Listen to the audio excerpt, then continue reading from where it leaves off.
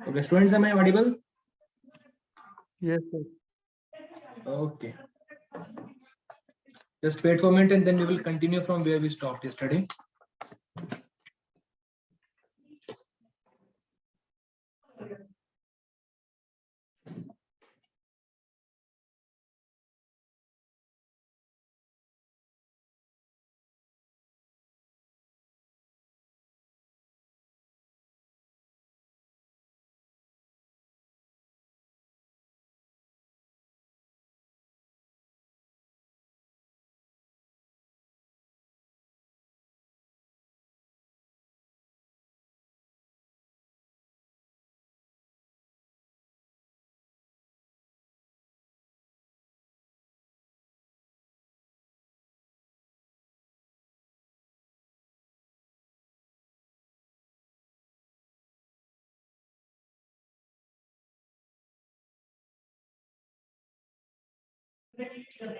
Okay, students, can you see my screen now? Yes, sir. Okay. So in the previous class, we were discussing about the course of revolution. Course मतलब कि आपकी जो revolution है वो आपकी conduct कैसे करवाई जाती है, ठीक है? And जो आपका course of the revolution है उसमें हम क्या discuss करते हैं आपका? उसमें हम discuss करते हैं कि आपकी revolution जो है वो होती कैसे है, ठीक है? तो आपको पता ही है कि revolution जो है वो एक बहुत ही तगड़े तरीके से एक मूवमेंट जो है वो आपका लीड किया जाता है, ठीक है? 1789 में आपका जो मूवमेंट आपका वो शुरू होता है, ठीक है? आवाज आ रही है क्लियर? किसी को इशू तो नहीं आवाज में? No sir. ओके, ठीक है। तो हमने कल भी डिस्कस किया है, थोड़ा सा हम इसको रिकैप कर लेते हैं। 1789 में आपका जो है वो मूवमेंट शुरू होता है, ठीक है? और आपकी जो फ्रेंच गवर्नमेंट है वो अपने आप को एक फाइनेंशियल क्राइसिस के बीच में पाती है, ठीक है? कि हम एक फाइनेंशियल क्राइसिस में फंस चुके हैं। और जो उस समय का आपका किंग होता है किंग लुई 16, वो लुई 16 क्या बोलता है कि चलो एक मीटिंग करते हैं। उस मीटिंग में वो क्या फैसला लेता है कि हम नए नए टैक्सेस लगा देंगे, ठीक है? उसके बाद जितने भी आपके लोग होते हैं, ठीक है, जितने भी आपके लोग होते हैं उन लोगों में गुस्सा आ जाता है और वो कहते हैं कि नहीं, हम क्या करेंगे, हम तो अपना प्रॉपर ऐसा सिस्टम लेके आएंगे जिसमें लोगों की बात समझी जाए, लोगों की बातों को जाना जाए, ठीक है? तो वो मीटिंग कहाँ पे होती है? वो मीटिंग होती है आपकी एक इंडोर टेनिस कोर्ट में, जो कि कहाँ पे है आपका? वर्साइलेस में। वर्साइलेस कहाँ है? यहाँ पे टाउन है, कहाँ पे? फ्रांस में, ठीक है? तो 1789 में आपका वर्साइलेस के टाउन में एक इंडोर मीटिंग होती है और उस इंडोर मीटिंग में आपका डिसाइड किया जाता है कि हम तब तक, ठीक है, हम तब तक यहाँ से नहीं हटेंगे जब तक आपका फ्रांस के लिए एक ऐसा कॉन्स्टिट्यूशन नहीं आता है जिसमें आपका जो राजा है उसकी पावर्स को कम किया जाएगा। देखो, जिस आदमी को भी आप अनलिमिटेड पावर दे देते हो ना, फिर वो आदमी आपको तंग करना शुरू कर देता है, ठीक है? तो वैसे ही क्या हुआ, आपका जो राजा था, कहाँ का? फ्रांस का। कौन था आपका राजा? लुई 16। लुई 16। तो लुई 16 के पास भी बहुत सारी आपकी पावर्स हुआ करती थी, ठीक है? और उन पावर्स के चलते आपका क्या हुआ यहाँ पे? उन पावर्स के चलते जो आपका वो गलत काम कर रहा था, वो लोगों को तंग कर रहा था। तो उन्होंने बोला कि जब तक हम फ्रांस के लिए ऐसा रूल ना लेके आ जाए जिसमें आपके राजा की पावर कम हो जाएंगी, हम उसमें नहीं चलेंगे, ठीक है? तो ये प्रॉपर तरीके से आपका मीटिंग करते हैं। इसके बाद, ठीक है, आपका ये मीटिंग कब करते हैं? ये आपका मीटिंग करते हैं जुलाई 20 को, ठीक है? जुलाई 20 को ये मीटिंग करते हैं। जुलाई 20 जून की मीटिंग के बाद क्या करते हैं आपका ये अटैक करते हैं। अटैक कहाँ करते हैं? आपका बेस्टिल, ठीक है? बेस्टिल आपकी एक और जगह है जहाँ पे अटैक करते हैं। तो क्या करते हैं आपका ये 14 जुलाई 1789 में जो आपकी सिटी ऑफ पेरिस है उसमें मतलब एकदम अलार्म से जाग जाती है। अलार्म मतलब कि एकदम से इशू कुछ बन जाता है, मतलब सब लोग जागरूक हो जाते हैं आपकी, ठीक है? उसमें आपकी विंटर्स बहुत स्ट्रांग थी, ठीक है? ऊपर से आपकी क्या कहते हैं, आपका हार्वेस्ट मतलब फसल भी अच्छी नहीं थी। और उन लोगों की रोटी में मेन क्या था? आपका ब्रेड था। तो ब्रेड बहुत महंगा मिल रहा था, ठीक है? और इसके लिए इसी सिचुएशन में आपके जो लोग थे आपके, वो बहुत ज्यादा सिचुएशन में फंसे हुए थे, ठीक है? और लोग बहुत ज़्यादा गुस्से थे, ठीक है। तो इन सब दिक्कतों से राजा का कोई लेना देना नहीं था, ठीक है। जो दिक्कतें आपकी हो रही थी, देखो फिर से लोगों को भुखमरी आ रही है, खराब वेदर आया, ठीक है। अगर सपोज करो कि अगर आज आपके देश में कोई खराब समय आता है, जैसे आपका कोविड का लॉकडाउन था, तो उस समय सरकार आपकी हेल्प करती है ना, लेकिन यहाँ के राजा को कुछ लेना देना था ही नहीं, कोई किसी की हेल्प नहीं कर रहा, सब कुछ आपका ऐसे भगवान भरोसे चलता जा रहा है। तो यहाँ पे भी जब आपकी क्राइसिस आई तो राजा आपका हेल्प करने के लिए यहाँ पे नहीं आया। जब राजा आपका यहाँ पे हेल्प करने के लिए नहीं आया तो लोग क्या हो गए, आप पे गुस्सा हो गए, इन्होंने पूरा का क्या किया, लूटपाट करना शुरू कर दी। उसके बाद जो आपकी आर्मी थी उसको राजा ने ऑर्डर किया, ठीक है। और ऐसी अफवाह भी फैल गई कि आर्मी को ऑर्डर्स दिए गए हैं कि आप लोगों पे गोली चला देना, ठीक है। इसके अलावा आपके जितने भी लोग थे आपको जो प्रोटेस्ट कर रहे थे, उनको जब वैसे पता लगा कि आपका आर्मी फाइट भी कर सकती है, तो उन्होंने क्या बोला कि हम भी अपनी मिलिट्री तैयार करेंगे ताकि हम राजा की मिलिट्री से लड़ सके, ठीक है। बहुत सारी आपकी गवर्नमेंट बिल्डिंग्स थी, उनको लूटा गया, उनसे हथियार चुराए गए आपके, ठीक है। और उसके बाद आपका बहुत ही ज्यादा दिक्कत वगैरह हो गई आपकी, ठीक है। जितने भी आपकी सिटी थी, बेस्टिल नाम की सिटी थी आपकी, ठीक है, उसमें आपका हथियार जो है वो आपके हथियारों को ढूंढा गया, ठीक है। जो कमांडर थे आपके बेस्टिल नाम की सिटी के, उनको मार दिया गया, ठीक है। जितने भी आपके कैदी थे उनको रिलीज कर दिया गया, ठीक है। और उसके बाद जो आपका लुई 16 को समझ में आ गया कि लोग मेरे से बहुत ज्यादा गुस्सा है, ठीक है, ठीक है। तो उसके बाद आपका जो लुई 16 था उसने क्या किया, उसने एक नेशनल असेंबली बुलाई, ठीक है।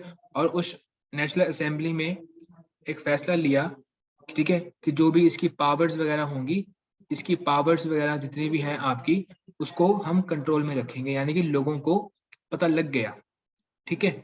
समझ गए आप। तो जो आपका फ्रेंच रेवोल्यूशन है उसके कारण हम डिस्कस कर चुके हैं। आपको लग गया पता कि आपका पहले एक वर्साइलेस के टाउन में आपकी एक मीटिंग हुई थी, फिर आपका बस्टेल के टाउन में एक अटैक हुआ था, उसके बाद जो आपका लुई 16 था, लुई 16 आपका समझ गया कि अब यहाँ पे बहुत सारी दिक्कतें हो रही हैं, इन दिक्कतों से हमें अच्छे से डील करना पड़ेगा। और डील करने के लिए इसके मन में सिर्फ एक सोल्यूशन आया, इसके मन में सिर्फ एक सोल्यूशन था कि जो लोग बोल रहे हैं वो मान लो, क्या मान लो, कि अपनी पावर्स को कम करो। तो लुई 16 ने क्या किया, बस्टाइल के अटैक के बाद बोल दिया कि मेरी पावर्स को आप कम कर दो, ठीक है। समझ गए? Yes sir. ठीक है। और बेस्टाइल के बाद क्या हो गया, आपका फ्रांस क्या बन गया, फ्रांस बन गया आपका एक कॉन्स्टिट्यूशनल मोनार्की, ठीक है। यानी कि वहां पे राजा तो है, लेकिन राजा के ऊपर क्या है, एक किताब का कंट्रोल है। मतलब राजा फैसले तो लेगा, लेकिन वो फैसले किताब के अकॉर्डिंग लिए जाएंगे, इंडिपेंडेंट फैसले राजा के नहीं होंगे। ऐसा नहीं कि राजा कुछ भी कर सकता है, राजा की पावर के ऊपर लिमिट लग गई। हमने देखा था ना जब आपकी जो इंडोर मीटिंग हुई थी पेरिस में, उसका भी क्या मकसद था आपका, कि राजा की पावर को हमने लिमिट करना है। तो वही चीज जो है वो आपकी कर दी गई आपकी, ठीक है। फिर धीरे धीरे आपका जो है फ्रांस का एक कॉन्स्टिट्यूशन जो है वो तैयार किया गया, ठीक है। तभी जो नेशनल असेंबली थी उसने क्या किया, एक नया कॉन्स्टिट्यूशन तैयार किया 2 साल में। कॉन्स्टिट्यूशन क्या होता है, कॉन्स्टिट्यूशन होता है आपका रूल्स, वो रूल्स जिसके ऊपर आपकी कंट्री जो है वो चलेगी, ठीक है। फिर आपकी जो पावर्स थे उन पावर्स को डिवाइड किया गया, अलग अलग लोगों को अलग अलग पावर्स आपकी दी गई। जैसा इंडिया में नहीं है आपका लॉ मेकिंग की पावर लेजिस्लेचर के पास है, ठीक है। लॉ एग्जीक्यूट करने की पावर, मतलब लॉज को इम्प्लीमेंट करने की पावर एग्जीक्यूटिव के पास है, और फैसला लेने की पावर जो है वो किसके पास है, किसी और व्यक्ति के पास। हमारे यहाँ पे जजेस के पास है, जजेस आपके सुप्रीम कोर्ट हाई कोर्ट में काम करते हैं, उनके पास पावर है आपके फैसले लेने की, ठीक है। तो उन्होंने जितनी भी आपकी पावर्स थी उसको सेपरेट कर दिया। पहले जितनी भी पावर्स थी वो किसके हाथ में थी, राजा के हाथ में थी। अब राजा को तो रखा आपने, ठीक है, लेकिन राजा की जो पावर्स वगैरह है वो आपकी हटा दी गई लोगों से, लोगों ने राजा की काफी सारी पावर्स जो है वो आपकी वापिस ले ली, ठीक है। समझ गए यहाँ तक? Yes sir. ओके। फिर आपकी एक सभा बुलाई गई, आपकी एक नेशनल असेंबली बुलाई गई, ठीक है। जैसे हमारे यहाँ पे लोकसभा राज्यसभा नहीं है, फिर आपकी वैसे ही एक असेंबली बनाई गई। उस असेंबली में जो लोग थे आपके वो इनडायरेक्टली चुन के गए थे, ठीक है। और उन सब लोगों ने प्रॉपर तरीके से क्या किया, आपका एक देश के लिए कुछ नियम बनाए, ठीक है। उसमें जो आपका नया कॉन्स्टिट्यूशन बनाया, उस कॉन्स्टिट्यूशन में इन्होंने कुछ जो राइट्स रखे, ठीक है। जैसे आपका राइट टू लाइफ है, फ्रीडम ऑफ स्पीच है, ठीक है, फ्रीडम ऑफ ओपिनियन है, इक्वालिटी बिफोर लॉ है, ठीक है। ऐसे बहुत सारे जो राइट्स हैं आपके वो रखे गए, और बोला कि ये तो आपके नेचुरल राइट्स हैं, ये राइट्स तो ऐसे हैं जो एक व्यक्ति जो वो है जन्म से लेकर पैदा होता है, हम कौन होते हैं इन राइट्स को छीनने वाले। तो जैसे ही राजा को हटाया गया, लोगों के हाथ में कंट्रोल आ गया, तो फिर मतलब बेसिकली आप समझ के चलो कि आपका फ्रांस में क्या आ गई, फ्रांस में आपकी एक कॉन्स्टिट्यूशन आ गई, एक प्रॉपर लॉ आ गया, और जब उस लॉ के तहत आपका देश को चलाया गया तो बहुत अच्छे अच्छे आउटकम्स जो है वो आपके यहाँ पे निकल के आते हैं। ठीक है, बहुत अच्छे आउटकम्स आपके यहाँ पे निकल के आते हैं, और इन आउटकम्स के रिजल्ट के तहत, ठीक है, इन आउटकम्स के रिजल्ट के तहत जो है आपका जो रेवोल्यूशन है थोड़ा बहुत आपका शांत हो जाता है, क्योंकि जो लोग डिमांड कर रहे थे, देखो अगर आप किसी चीज के लिए जिद कर रहे हो, आपकी वो जिद पूरी कर दी जाए तो आपका सब कुछ ठीक नहीं हो जाएगा आपका। ठीक है, लेकिन ये सिस्टम इतना आसान नहीं था, लोगों को अपने हाथ में लॉ लेना पड़ा, लोगों को अपनी फौज से लड़ना पड़ा, क्योंकि राजा के पास बहुत ताकतवर फोर्स थी। जब राजा की फोर्स को हराया गया, जब राजा की फोर्स का लड़ाई हुई, वहां के कमांडर्स को हराया गया, तब जाके आपका राजा ने अपने घुटने टेके और बोला कि जो भी लोग बोल रहे हैं वो कर लो। लोगों की डिमांड क्या थी? लोगों की डिमांड सिंपल थी कि आप कंट्रोल ऑफ फ्रांस यहाँ की आम जनता के हाथ में दे दो। सारे फैसले राजा नहीं लेगा, राजा बहुत सारे गलत फैसले लेता है और उसके लिए भुगतना किसको पड़ता है? लोगों को। ठीक है, फिर बाद में आपका डिसाइड किया गया कि आपको एक कॉन्स्टिट्यूशन बनाया जाएगा। कॉन्स्टिट्यूशन क्या होता है? आपका constitution is a book of law, आपका एक लॉ बुक है। ठीक है, constitution is a book of law, समझ गए? Yes, sir. ठीक है, इन लॉज का आप याद रखो, इन लॉज को आप याद रखो।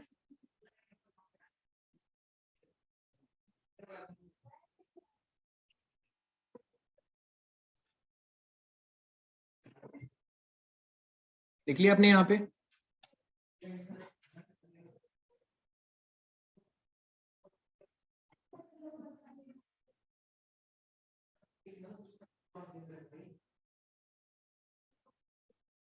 आगे समझ आपको बताऊं? Yes sir. ठीक है, तो ये कुछ राइट्स हैं जो आपके वहां के लोगों को दिए गए, जैसे बोलने का राइट, अपनी ओपिनियन रखने का राइट। ठीक है, लोगों के सामने हर व्यक्ति आपका इक्वल है, जीने का अधिकार। ठीक है, तो ये सब जो राइट्स आपके दिए गए। अब हम डिस्कस कर रहे हैं आपका इम्पैक्ट ऑफ फ्रेंच रेवोल्यूशन, कि दुनिया के ऊपर आपका फ्रेंच रेवोल्यूशन का क्या इम्पैक्ट हुआ। ठीक है, तो लिबर्टी, इक्वालिटी और फ्रेटर्निटी, ये इसके गाइडिंग प्रिंसिपल्स थे। इसके बाद आपका जो नेशनल असेंबली थी वो फ्रांस की एक सुप्रीम पावर बन गई। ठीक है, जो आपका फोर्स्ड लेबर था, फोर्स्ड लेबर क्या होता है आपका? अगर हम सिंपल शब्दों में देखना चाहें तो फोर्स्ड लेबर क्या है आपका? स्लेवरी। ठीक है, जिसको हम कहते हैं गुलामगिरी, हम कहते हैं ना स्लेवरी आपका, स्लेवरी क्या था आपका? गुलामगिरी। तो उस गुलामगिरी के सिस्टम को खत्म कर दिया गया, आपका स्लेवरी को खत्म कर दिया गया। हर आदमी को उसके कुछ पॉलिटिकल और इकोनॉमिक राइट्स जो है वो आपके दिए गए। ठीक है, और देखा ना पहले आपने जो आपका चर्च था, हमने कल डिस्कस किया था कि आपका जो चर्च था वो भी क्या करता था? आपका चर्च भी अपने फैसले सुनाया करता था। अब चर्च भी किसके कंट्रोल में आएगा? अब चर्च भी आपका सरकार के कंट्रोल में आएगा। क्लियर है? Yes sir. ओके, ठीक है, तो बहुत सारे जो आपके राइट्स वगैरह हैं वो आपके दिए गए। ठीक है, अब बाकी चीजें हम यहाँ पे डिस्कस नहीं करेंगे। ठीक है,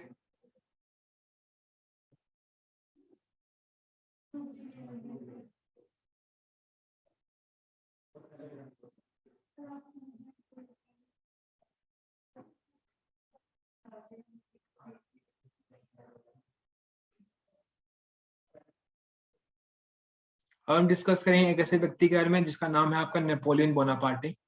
सुना है आपने कभी इसके बारे में?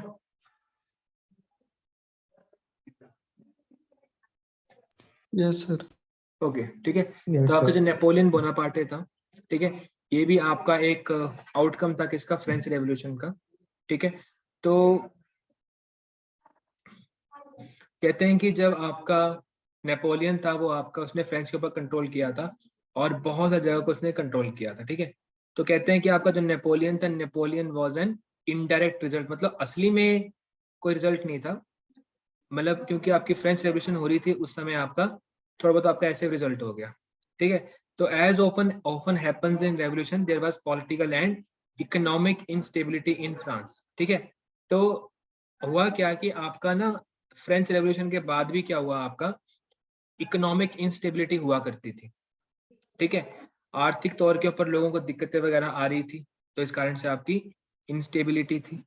ठीक है, तो नेपोलियन जो कि आपका एक मिलिट्री कमांडर था, उसने अपनी फौज का सहारा लिया और क्या बन गया, आपका डिक्टेटर बन गया।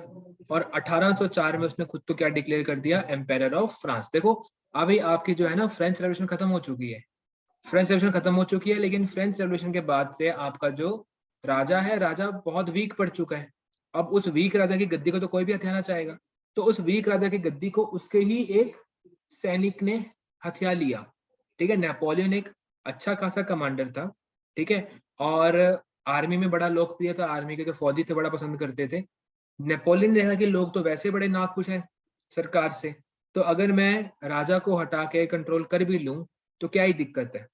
तो नेपोलियन क्या बन गया, आपका एक डिक्टेटर बन गया, उसने राजा को हटा दिया। ठीक है, अब नया राजा कौन बन गया आपका फ्रांस का, नेपोलियन। सर ने नेपोलियन। Napoleon correct. ठीक है, तो कहते हैं आपको जो नेपोलियन है वो आपका एक ब्रिलियंट जनरल था। ठीक है, उसने अपनी आर्मी को कंट्रोल किया और पूरे के पूरे आपके ब्रिटेन रशिया के ऊपर इसने पूरा कंट्रोल किया। बट थोड़े समय बाद जो इसकी सक्सेसेस वगैरह थी वो थोड़ी सी शॉर्ट लिव्ड थी, कोई बहुत ज़्यादा आपकी तगड़ी सक्सेसेस नहीं थी। ठीक है, अब बहुत सारी जगहें पे, ठीक है, आपका ब्रिटेन है, प्रूशिया है, ऑस्ट्रिया है, रशिया है, इन सब ने मिलके आपका नेपोलियन को हटाया, पहले आपका लिप्जिग में और एक बार आपका वाटरलू में। ठीक है, तो आपको अगर कोई पूछे कि आपका जो बैटल्स हैं, ठीक है, दो बड़ी इंपॉर्टेंट बैटल्स हैं आपकी, कौन कौन सी, एक है आपके लिप्जिग, एक है आपकी वाटरलू। तो आपको पता होना चाहिए कि वाटरलू और जो आपका लिप्जिग है, ये जो आपकी बैटल्स हैं किसके बीच में लड़ी गई थी आपकी, ये लड़ी गई थी आपकी नेपोलियन बोनापार्टे के अगेंस्ट। नेपोलियन बोनापार्टे के अगेंस्ट कौन लड़ रहा था आपका, ब्रिटेन, प्रूशिया, ऑस्ट्रिया और रशिया। ठीक है, इन सब ने मिलके आपका नेपोलियन के खिलाफ एक लड़ाई लड़ी, एक लड़ी लिप्जिग में, एक लड़ी आपकी वाटरलू में।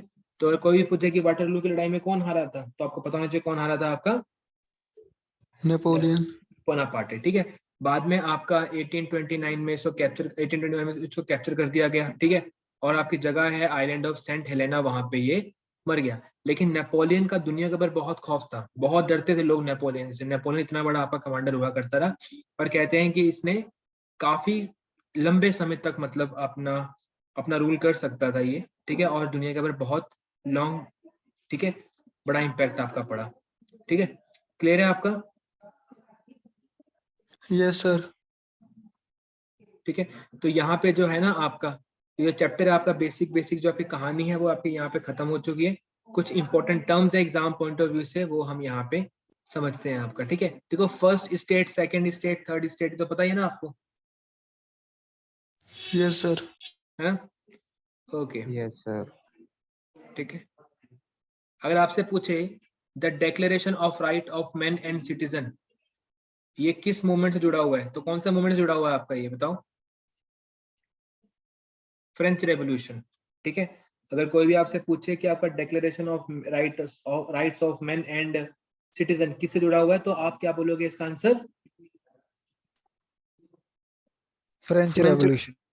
French revolution, very good. ठीक है, फिर आप बोलोगे एक और टर्म है आपके फिजियोक्रेट्स, जो आपके फ्रांस के अर्थशास्त्री हुआ करते थे, उनको क्या कहते थे हम, फिजियोक्रेस्ट।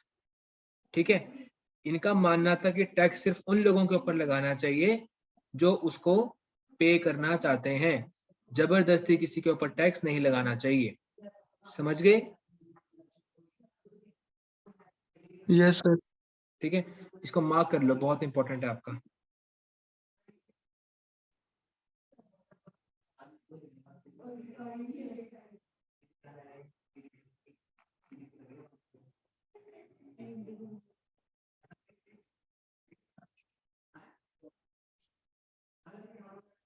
डन। Yes sir. ठीक है, अब लिवरे क्या है, livre is basically a unit of currency, आपकी करेंसी की यूनिट है जो आपकी फ्रांस में इस्तेमाल की जाती थी 1794 तक। ठीक है, फिर है आपका टाइथ। टाइथ क्या है, एक ऐसा टैक्स जो आपका चर्च लगाता है, ठीक है। जो भी आपका खेती बाड़ी में प्रोड्यूस होता है उसका 1/10 हिस्सा कौन लेके जाएगा? आपका चर्च। ठीक है, यस सर। समझ गए? Yes sir. Yes, sir. Okay, हाँ जी, ठीक है। अगला आपकी इंपॉर्टेंट डेट्स हैं, ठीक है, बस ये डेट्स याद कर लो आप, ये 2 डेट्स, ठीक है। बाकी ये डेट जो है ये तो आपको पता ही है ना, आपका यहाँ पे आपका फ्रेंच रेवोल्यूशन स्टार्ट हुई थी आपकी 1789 में, ठीक है। इसके अलावा नेपोलियन आपका रूलर बनता है फ्रांस का 1804 में। नेपोलियन आपका हारता है in the battle of Waterloo, ठीक है। क्लियर यहाँ तक? Yes sir. ठीक है, देखो नेपोलियन का हमने पढ़ लिया आपका यहाँ पे। एक और बंदा है आपका मैक्सिमिलियन रॉबस्पियर। ये कौन है आपका? लीडर ऑफ जैकोबियन क्लब, जिसकी पॉलिसीज के कारण आपका एक रेन ऑफ टेरर आया था, मतलब एक खराब समय आया था आपका। सिंपल इतना याद रखना कि आपका खराब समय आया था एक बार, मैक्सिमिलियन रॉबस्पियर, ठीक है। फिर आपका बोनापार्टे है, पता है आपको बोनापार्टे कौन है, ठीक है। फिर आपकी एक वीमेन है जिसका नाम है ओलंप, ठीक है, ओलिम्प डी गॉजिस, ठीक है, ओलिम्प डी गॉजिस। ये आपकी वीमेन है, ये बहुत बड़ी आपकी रेवोल्यूशनरी थी फ्रांस की, ठीक है। और जैसे आपका declaration of man and citizen लिखा गया है आपका, इन्होंने आपका declaration of rights of women and citizen लिखा गया आपका, ठीक है। मतलब काफी इन्फ्लुएंशियल वीमेन थी आपकी। लुई 16 कौन था? लुई 16 आपका रूलर था जब आपका ये रेवोल्यूशन होती है, ठीक है। बाकी मोंटेस्क्यू, रूसो, वोल्टायर, ये सब आपको मैंने ऑलरेडी बताया हुआ है। कौन है आपके ये मोंटेस्क्यू, वोल्टायर और रूसो? कौन है बताओ? आपके ऑथर और पोइट्स हैं, ऑथर पोइट्स हैं, ठीक है।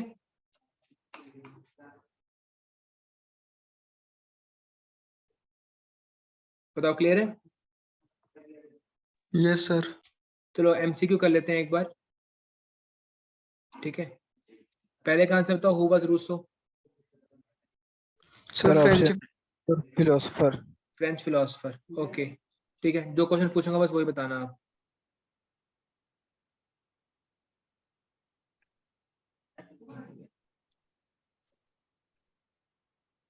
ये बताओ, क्वेश्चन नंबर 5।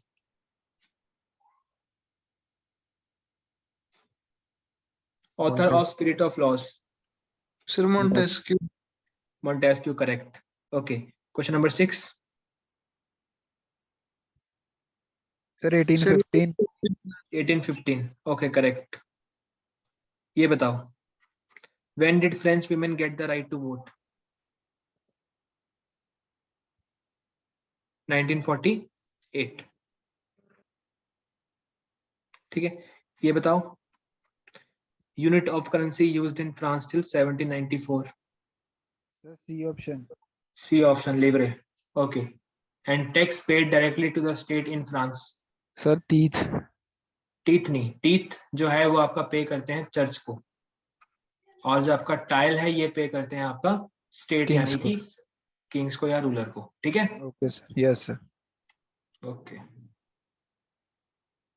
ये बताओ, who wrote the book social contract?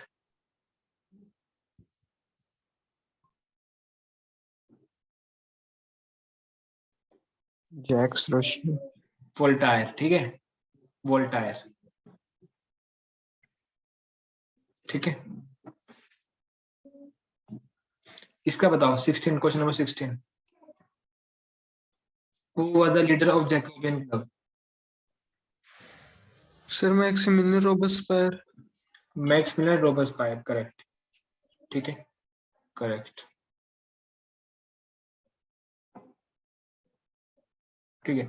चलो देखो, ये 20 क्वेश्चन है ना, ये 20 के 20 क्वेश्चन ना आप इसको सॉल्व कर लेना। मैंने कुछ डिस्कस किए हैं आपसे। आपके जो क्वेश्चंस आने वाले हैं एक्चुअल में एग्जाम में एमसीक्यूज ना, वो इसी लेवल के एमसीक्यूज होने वाले हैं, इससे बढ़कर कोई एमसीक्यू आपका नहीं आएगा, ठीक है। तो इन चीजों को जो है वो आप समझ लो यहाँ पे। और कोई दिक्कत वगैरह है इस चैप्टर से तो मेरे से आप पूछ सकते हो। कोई सर डाउट? कोई भी डाउट नहीं है सर। कोई डाउट नहीं है, चलो ठीक है। अब अगला हम डिस्कस करते हैं आपका ये chapter, socialism in Europe and Russian revolution, ठीक है। चलिए, अच्छा आपको मैंने कल दिया था एक चैप्टर पढ़ने के लिए, यस सर। कर लिया सर।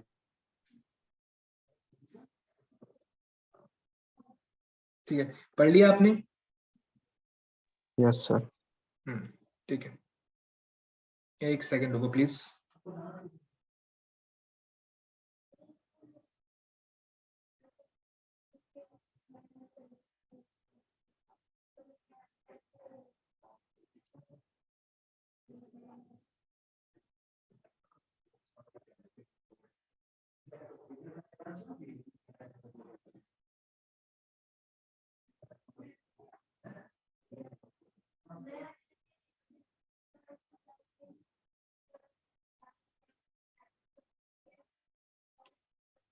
क्लियर है यहाँ तक?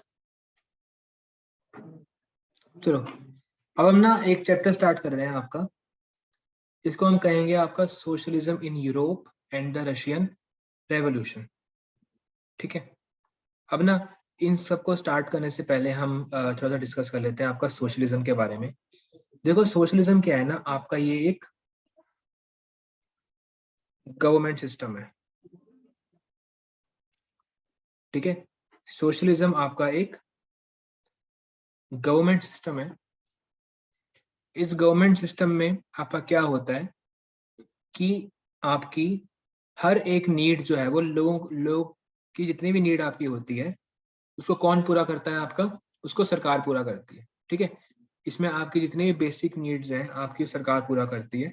सोशलिज्म में हर आदमी का स्टेटस इक्वल होता है, कोई अमीर नहीं कोई गरीब नहीं। ठीक है, तो एक समय आपका ऐसा आया था यूरोप में जब आपके जो लोग थे उन्होंने एक रेवोल्यूशन किया था, उन्होंने एक आपका बहुत तगड़ा विद्रोह किया था।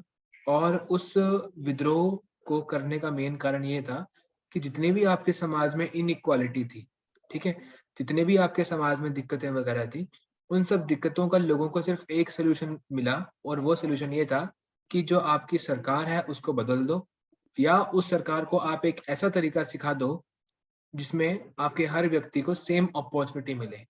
ठीक है, जितना भी आपका बेसिक नीड, जितनी भी आपकी बेसिक चीजें हैं उन सब चीजों को या उन सब नीड्स को कौन पूरा कर दे? आपका सरकार पूरा कर दे।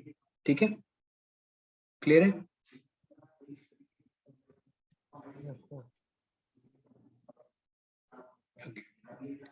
ठीक है, तो इस चैप्टर में ना हम डिस्कस करेंगे आपका सोशलिज्म के आइडिया के बारे में, और इसी सोशलिज्म के ऊपर आपकी रशिया में एक रेवोल्यूशन हुई है।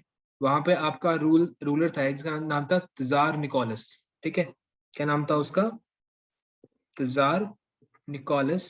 और उस तजार निकोलस को आपका हटाया गया, वो रूलर को हटाया गया और आपकी एक ऐसी गवर्नमेंट लाई गई जिसको हम कहते हैं आपका सोशलिस्ट गवर्नमेंट। जिसको क्या कहते हैं हम? आपका सोशलिस्ट गवर्नमेंट कहते हैं। ठीक है, तो अब यहाँ पे वही हम यहाँ पे डिस्कस करेंगे। ठीक है, तो आपका ना रशिया में जो रेवोल्यूशन हुई थी, आपकी रशिया में क्या हुआ था? एक रेवोल्यूशन हुई थी। आपको रेवोल्यूशन क्या होता है आपको मैंने पिछली क्लास में भी बताया था। ठीक है, रेवोल्यूशन क्या होता है? रेवोल्यूशन आपका एक ऐसा फेज होता है, ठीक है, जहाँ पे आप क्या लाना चाहते हो? जहाँ पे आप एक चेंज लाना चाहते हो। तो आपका रशिया में भी एक चेंज लाना चाहते थे लोग, और उसके लिए आप एक रेवोल्यूशन आती है। कब? 1917 में। ठीक है, तो 1917 में जो लोग थे आपके, वो सरकार के सिस्टम से तंग आ चुके थे और वो भी एक चेंज लाना चाहते थे, और आपकी एक चेंज लाई जाती है। ठीक है, उस चेंज को हम रशियन रेवोल्यूशन या ब्लोशेविक रेवोल्यूशन भी कहते हैं। ठीक है, और इसके बाद, इस रेवोल्यूशन के बाद ना कि सिर्फ आपका रशिया की हिस्ट्री बदली, बल्कि आपकी दुनिया की हिस्ट्री भी जो है वो बदल गई। ठीक है, ना सिर्फ आपकी रशिया की हिस्ट्री बदली बल्कि आपकी दुनिया की हिस्ट्री भी जो है वो बदल गई। ये दुनिया की आपकी पहली सक्सेसफुल सोशलिस्ट रेवोल्यूशन था। ये दुनिया का आपका पहला सक्सेसफुल सोशलिस्ट रेवोल्यूशन था, और इसने आपकी जो हिस्ट्री थी दुनिया की उसको बहुत लंबे समय के लिए बदल दिया। ठीक है, तो ये रशियन रेवोल्यूशन है। It was popularly known as Bolshevik revolution. ठीक है, ब्लोशेविक रेवोल्यूशन मतलब रशिया के जो लोग थे जो प्रोटेस्ट कर रहे थे ना, उनके ग्रुप का नाम क्या था? ब्लोशेविक था आपका। तो रशियन रेवोल्यूशन एंड ब्लोशेविक रेवोल्यूशन जो है आपका, वो सेम चीज है। और कब शुरू होती है? आपकी 1917 में। अच्छा, आपकी जो फ्रेंच रेवोल्यूशन है वो कब शुरू होती है? सर 1789 में। 1789 में। ठीक है, इन ईयर्स को याद रखना है, आपके एएफपी में डायरेक्ट क्वेश्चन आए हुए हैं इसके पहले भी। ठीक है, और आगे भी आपके क्वेश्चन जो है वो आ सकते। ठीक है, तो दो चीजें सीखनी है। एक जो आपकी रशियन रेवोल्यूशन है उसका आइडिया क्या था, उसके पीछे आइडिया था आपका सोशलिज्म। सोशलिज्म इंस्पिरेशन थी कि हमें एक ऐसी सरकार लेके आनी है जो क्या है, वो आपकी सोशलिस्ट है। सोशलिज्म एक ऐसी विचारधारा है, ठीक है, indicates the view that all the resources, ठीक है, यानी कि जितनी भी आपकी रिसोर्सेज है, जितनी भी आपकी जगह है, आपकी जमीन है, ठीक है, they should be used for the welfare of the society, ठीक है, and not for the benefit of individual और particular class of individual. Socialism एक ऐसी फिलॉसफी है जिसमें हम बिलीव करते हैं कि आपकी जितनी भी धरती है, आपकी जमीन है, आपका पानी है, उन सब का इस्तेमाल आपके सारे के सारे समाज के लिए करना चाहिए, ना कि आपका किसी एक वर्ग के लोगों के लिए करना चाहिए, आपके ना कि किसी एक ग्रुप के लिए करना चाहिए, ठीक है, सब लोगों के लिए बराबर इस्तेमाल करना चाहिए। समझ गए? Yes sir. ठीक है, तो वही आपका जो है यहाँ पे जो इवेंट है आपका वो शुरू होता है, ठीक है। इस सोशलिज्म का इस्तेमाल किया जाता है आपका, ठीक है, और कहते हैं कि अगर किसी आदमी की ऑनरशिप होगी रिसोर्सेज के ऊपर, ठीक है। अब एक बात तो आप समझ लो कि आपका जो रेवोल्यूशन है ना, हुई थी, दुनिया को उसके आइडिया भी लगे पता, लेकिन आज दुनिया में ऐसा सिस्टम आपका नहीं है। देखो आज क्या है कि आपके फादर की कोई प्रॉपर्टी है, आप तो छोटे हो, आपने अपनी कोई प्रॉपर्टी बिल्ड नहीं करी है, आपके फादर आपके घर के मालिक हैं, घर को वो ऑन करते हैं, आपके नाम पे कोई जमीन होगी, अगर बिजनेसमैन तो कोई कंपनी भी होगी, तो आप अपनी चीजों को प्राइवेटली ओन कर सकते हो, आप उस चीजों के प्राइवेट ओनर हो। लेकिन आपका सोशलिज्म एक ऐसा सिस्टम है जहां पे आप अपनी चीजों के प्राइवेट ओनर नहीं हो सकते, ठीक है। सोशलिज्म के सिस्टम में अगर आपके लोगों का मानना था कि किसी भी आदमी को प्राइवेट ओनरशिप नहीं देनी चाहिए, अगर आप प्राइवेट ओनरशिप दोगे फिर उसके मन में लालच आएगा, ठीक है, उसके मन में लालच आएगा। अगर आपको पता है कि किसी चीज को आप पा सकते हो, अगर आपको पता है कि आप किसी चीज को पा सकते हो, तो उस चीज के पीछे आपके मन में क्या आएगा, लालच आएगा, ठीक है। और अगर आपको पता है कि ये चीज कभी मेरी हो ही नहीं सकती, तो आपके मन में लालच उसके लिए नहीं आएगा। तो लोग कहते थे कि जो भी आपकी प्रॉपर्टी होती है ना, उस प्रॉपर्टी को लेकर लोगों के मन में लालच आ सकता है, ठीक है, और हो सकता है कि वो आदमी उन चीजों का इस्तेमाल अपनी भलाई के लिए करे, किसी और के लिए भलाई के लिए ना करे, ठीक है। तो सिंपल सी बात है ना, अगर आपकी जमीन है तो आप उस जमीन का भला अपने लिए करो, उसका इस्तेमाल आप अपने भले के लिए करोगे, अपने परिवार के भले के लिए करोगे। लेकिन अगर समाज में कोई भूखा मरा तो आपको उससे कोई लेना देना नहीं है कि नहीं? ऐसा हो सकता है आप किसी गरीब की एक दिन हेल्प कर दो, 2 दिन हेल्प कर दो, लेकिन आप उसको खिलाने पिलाने थोड़ी बैठ जाओगे। तो यही आइडिया था कि आपका समाज का बढ़िया से भला तभी हो सकता है जब आप एक ऐसा समाज की स्थापना करो जहां पे कोई आदमी किसी चीज का मालिक है ही नहीं, ठीक है। तो इन्होंने बोला कि आपका resources should not only be used for but also owned and managed collectively by the society as a whole। तो सोशलिज्म एक ऐसा समाज की स्थापना करना चाहता है, एक ऐसी सोसाइटी बनाना चाहता है जहां पे आपकी रिसोर्स है वो कलेक्टिवली मैनेज ही नहीं होंगी बल्कि कलेक्टिवली ओन भी होंगी, उसको कोई भी आदमी इंडिविजुअली ओन नहीं करेगा। क्लियर है? Yes sir. Yes sir. ठीक है, तो देखो अब ऐसा है कि इस रेवोल्यूशन को आने के लिए ना कोई मुद्दा चाहिए। अब देखो लोग, क्या होता है, लोगों के मन में ना बहुत सारे विचार होते हैं। देखो जैसे हो सकता है ना कि आपके और आपके पेरेंट्स के बीच में कोई ना कोई मुद्दा आ जाए, कोई क्या कहते हैं उसको, कोई दिक्कत आ जाए। सपोज आपके पेरेंट्स आपकी कोई बात नहीं मान रहे, आपको किसी बात के लिए डांटते हैं, आपका एक्सट्रीम क्या होता है कि आपको मार पड़ जाए। मार पड़ी आपने किसी को रिसेंटली? पड़ती रहती नहीं पड़ती रहती? No sir. नहीं पड़ती, पड़ती है, कुछ को पड़ती है, कुछ को नहीं भी पड़ती है आपकी, ठीक है। देखो ऐसा होता है कि अगर आपको पेरेंट्स पीटते नहीं है, लेकिन अगर पीटते हैं तो ऑब्वियसली आपने कोई बहुत बड़ा कांड किया होगा। तो वैसा ही होता है कि आपका ना लोग प्रोटेस्ट तो करते हैं, ठीक है। देखो अगर आप लोगों को इसकी लिमिट तक पुश कर दोगे ना फिर दिक्कत होती है, ठीक है। तो अब जो आपका कोई ना कोई कारण तो होगा, लोगों के मन में गुस्सा तो होगा सरकार के खिलाफ, लेकिन कोई इमीडिएट कारण भी होगा, कोई इमीडिएट कारण भी आपका होगा, ठीक है। देखो हो सकता है कि आपके नंबर कम आ रहे हैं एग्जाम में, ठीक है, हो सकता है कि आप स्पोर्ट्स में अच्छा नहीं कर रहे हो, तो आपके पेरेंट्स को आपसे नाराजगी होगी, लेकिन उस चीज के लिए आपको पीटेंगे नहीं।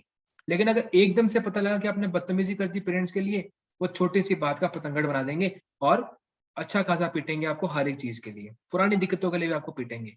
तो लोगों के मन में वैसे ही दिक्कत थी, लोगों के मन में वैसे ही गुस्सा था। किसको लेकर? लोगों के मन में गुस्सा था अपने रूलर को लेकर। जो आपके रशिया के लोग हैं, रशिया के लोग आपके गुस्सा थे किसको लेकर? तजार निकोलस को लेकर। तजार निकोलस जो है आपका रूलर था, और जब आपका तजार निकोलस अपना रूल कर रहा था, तो उस तजार निकोलस के समय में क्या हुई आपकी? क्राइसिस। क्राइसिस मतलब दिक्कतें, संकट। ठीक है, कोई ना कोई दिक्कत हुई, और उस दिक्कत से जो लोगों का गुस्सा था वो गुस्सा आपका फट गया। ठीक है, तो आपसे सोशलिज्म का मतलब पूछ सकते हैं, आपके से रशियन रेवोल्यूशन का एयर पूछ सकते हैं, आपसे बोल सकते हैं कि रशियन रेवोल्यूशन का एक और नाम क्या है, वो पूछ सकते हैं, और साथ में ये भी पूछ सकते हैं कि किस रूलर के कारण या किस रूलर के समय में आपकी क्या हुई? ब्लॉशेविक या रशियन रेवोल्यूशन हुई। तो आपका सिंपल आंसर क्या होगा इसका? सर सार निकोलस। चार निकोलस। Very good. ठीक है, देखो आज ना फिर हम यहाँ पे इस लेक्चर को रोकते हैं आज के लिए। ठीक है, अगर आपको कोई डाउट है, कोई चीज आपने पूछनी है, तो आप मेरे से पूछ सकते हो। सर जैकोबिन क्लब्स का सर आइडिया क्या था? जैकोबियन क्लब्स का जो आपका आइडिया था, किस चीज के रिगार्डिंग आप पूछ रहे हो? आप मतलब मेरे को समझ नहीं आया। आइडिया इन द सेंस मतलब? सर मतलब उनके सर वो मतलब जैसे सोशलिस्ट चाहते थे कि वो सभी जो प्रॉपर्टी इंडिविजुअल में हो सर, वैसे जैकोबिन क्लब से सर उनकी सोच क्या थी? देखो, जैकोबियन क्लब्स ना बेसिकली आपकी इक्वालिटी की बात नहीं करती थी। ठीक है, जैकोबियन क्लब आपका ना ज्यादातर इंडिपेंडेंस का बात करता था। तो उनका आइडिया आप जो है ना, उसको उनका आइडिया जो है वो आप फ्रीडम को लेकर चल सकते हो। ठीक है, what was the idea of Jacobin club? It was mostly based on freedom, freedom of individual. देखो हमने यहाँ डिस्कस नहीं किया आपका right to life, freedom of speech, freedom of opinion, ये सब आपका ओपिनियन थी आपकी जैकोबियन क्लब की। फ्रीडम आपका एक मेन कारण है। ठीक है,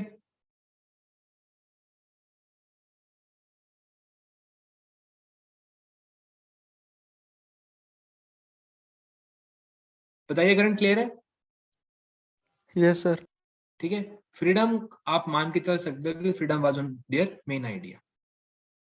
okay, anything else that you want to ask? No sir. Okay.